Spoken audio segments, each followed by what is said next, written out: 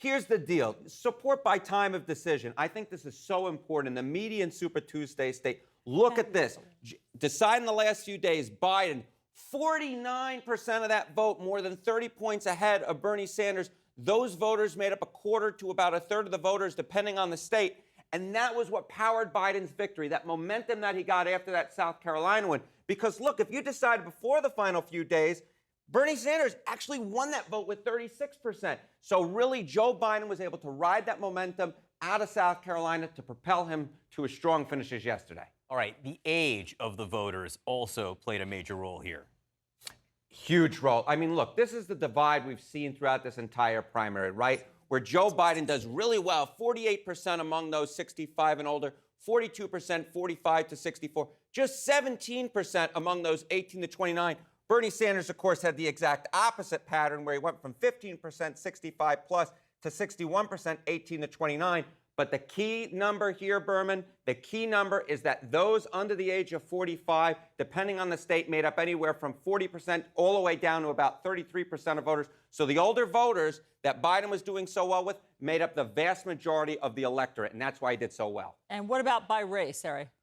You know, I think this is also a very key nugget, right? South Carolina, African Americans propelled Biden in South Carolina. And look at the median Super Tuesday state, the same thing. Biden winning them by 40 percentage points. Now, Bernie Sanders did win among Hispanics, but in the median state, it was just an 11-point margin. He did better than that in California, but he only won them by 13 in Texas, and that's part of the reason why Joe Biden was able to win there. But the real tie-breaking vote was white voters. Biden with a slight edge over Sanders, 34 to 27%, and that's part of the reason why Joe Biden was able to do so well yesterday. You know, the regional breakdown is also really interesting, Harry, because if you had said before yesterday that Joe Biden would win all the states in the South, most people would go, okay. But if you had said he's going to win in the North, if he's going to win Maine and Massachusetts, you would say, no way. Well, voters said, way.